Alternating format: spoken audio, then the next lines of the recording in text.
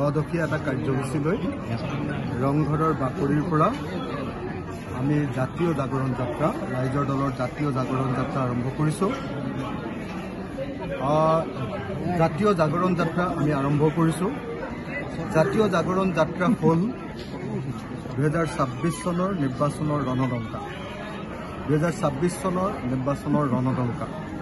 2026 চনত আমি বিজেপি চৰকাৰক ব্ৰহ্মপুত্ৰত দলিয়াই দিবৰ কাৰণে আৰু এখন নতুন কিন্তু সমগ্ৰ অসমৰ মানুহৰ কাৰণে এখন নতুন অসম গঢ়িবৰ কাৰণে অসমীয়া মানুহক সংকল্পবদ্ধ কৰিবৰ কাৰণে সংগঠিত কৰিবৰ কাৰণে এই যাত্ৰা আৰম্ভ কৰিছোঁ।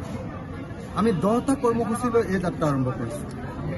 1 নম্বৰ কৰ্মসূচীটো হ'ল যে যদি সঁচাকৈ বিজেপি আমি সলুৱাই আমাৰ নতুন চৰকাৰ আনিব পাৰোঁ, আমি নতুন চৰকাৰে এজন এজনকৈ গণি গণি বিদেশীক উলিয়াই NRCৰ জৰিয়তে যিসকল স্বদেশী তেওঁলোকক আইডেণ্টিটি কাৰ্ড দি বিদেশীবিলাকক এজন এজনকৈ অসমৰ পৰা বাহিৰ কৰিব।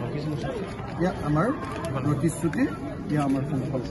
নম্বৰ 1, হিন্দু বিদেশী, মুছলিম বিদেশী, খ্ৰীষ্টান বিদেশী যোনেই নহওক লাগিলে আমি সকলোকে অসমৰ বাহিৰ কৰি দিম।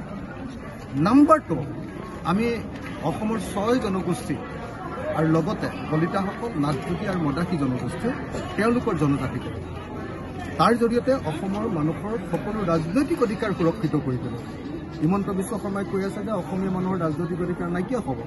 সেইটো যদি অধিকাৰ সুৰক্ষিত কৰিব লাগে অসমৰ এই 6 জনগোষ্ঠী আৰু বাকীকেইটা জনগোষ্ঠীক আপোনালোকে জনজাতিকৰণ কৰি দিয়ক।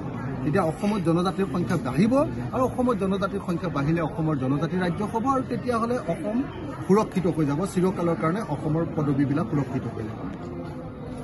3 নম্বৰ বস্তুটো হ'ল আমাৰ 6 নম্বৰ দফা অসম চুক্তি, সেইটো সম্পূৰ্ণৰূপে ৰূপায়ণ কৰা। 4 নম্বৰ কথাটো হ'ল অসমক 371 ক আৰ্টিকল 371ৰ অধীনত নাগালেণ্ডৰ নিচিনাকৈ মাটিৰ অধিকাৰ আৰু সম্পদৰ অধিকাৰ দিয়া। তাৰপাছত আৰু 5টা দফা আমি লৈ অসমখন কেনেকৈ বনাম সেইটো ঠিক কৰিছোঁ। 1 নম্বৰ, অসমক 100% জলসিঞ্চনৰ ব্যৱস্থা কৰি সকলো পথাৰতে বছৰৰ সকলো সময়তে খেতি কৰা ৰাজ্য কৰিব। বস্তুৰ প্ৰকৃত দাম MSP দিব। নম্বৰ 3, আমি অসমৰ প্ৰত্যেকখন গাঁৱত ইণ্ডাষ্ট্ৰি খুলি এজনো মানুহ নিবনুৱা নাৰাখোঁ। অসমৰ প্ৰত্যেকজন মানুহকে, গাঁও নগৰৰ সকলো মানুহকে কাম ব্যৱস্থা কৰিম। এনেকৈ আমি এখন নতুন অসম গঢ়িবৰ কাৰণে আজি সংকল্প লৈছোঁ। চাওলুং চুকাফাই গঢ়ি যোৱা আহোম ৰাজত্বৰ আটাইতকৈ গৌৰৱোজ্জ্বল ৰাজধানী শিৱসাগৰৰ ৰংঘৰত শপত লৈ সংকল্প লৈ আজি আমি আগবাঢ়িব খুজিছোঁ।